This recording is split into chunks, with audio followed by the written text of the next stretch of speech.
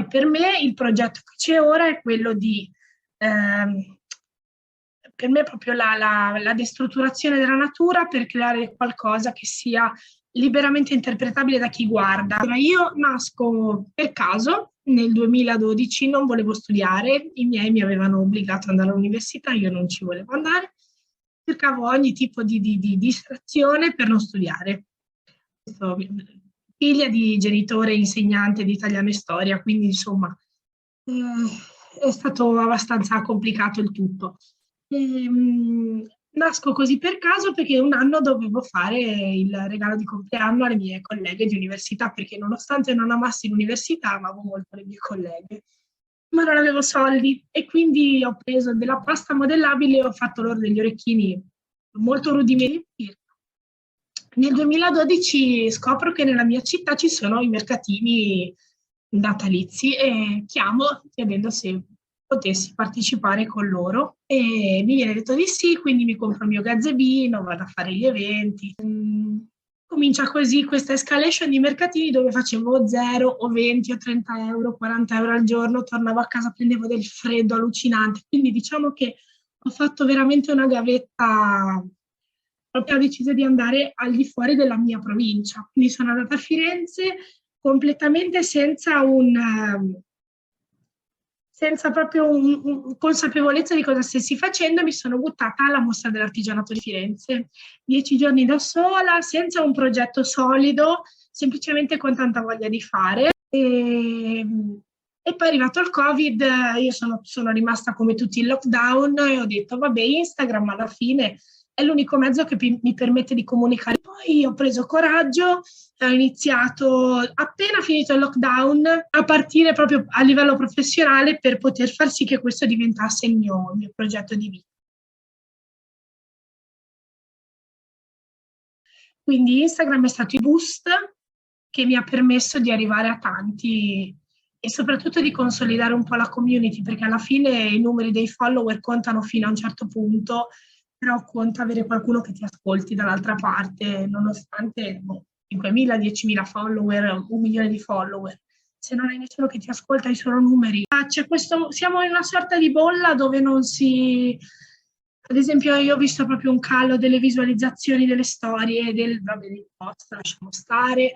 I reel non portano in realtà una community e delle persone a livello organico non hai crescita, perché magari aumentano i follower, però in soldoni non hai una persona che ti segue perché ha visto quello che fai.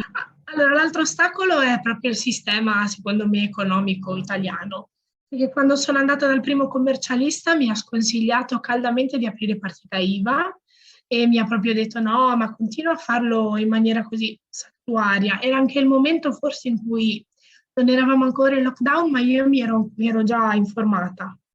E mi ha proprio detto no, ma cosa stai a fare? Poi ovviamente l'incompetenza, perché io credo sia un mondo molto diverso quello dell'online e riuscire a collocarci in un mondo che non si è aggiornato, ma è rimasto molto attaccato insomma, al passato, ecco, non sia una scusante, però posso capire che ci siano delle lacune. Però non riuscire a collocarmi e cominciare a dirmi che se compro dei semilavorati non sono un artigiano, perché io in realtà sono solo un commerciante, e poi mi ha iniziato. Secondo me non c'è molta chiarezza e non c'è molta formazione e competenza, non c'è voglia neanche di cercare di cambiare un po' le cose. E quindi anche a livello istituzionale siamo un po' abbandonati, penso tutti in realtà, però magari la mia generazione che si è ritrovata proprio in mezzo a questo caos ancora di più, soprattutto se si è donna, quindi poi si pensa anche, sembra una cosa molto molto comune o adesso quasi anacronistica, però anch'io penso a volermi fare una famiglia, avere dei figli, ora che ho 32 anni ci penso e ho l'ansia perché vorrei farlo, ma non, cioè, so che sarebbe veramente complicato.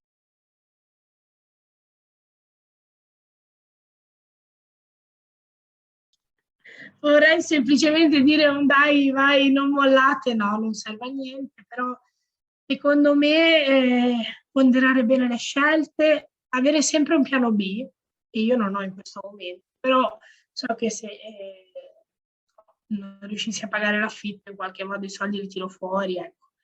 Poi io credo di essere estremamente fortunata perché sono molto caparbia e quindi arrivo all'obiettivo e in qualche modo ci arriverò. Però non so se mi sentirei di consigliare a qualcuno di fare questa scelta. Detta onestamente, perché bisogna essere molto consapevoli, secondo me, di quello a cui si va incontro e io ho avuto modo di pensare per tanti anni di aprire, poi mi sono decisa, però di avere consapevolezza di se stessi, di cosa realmente può dare questo lavoro.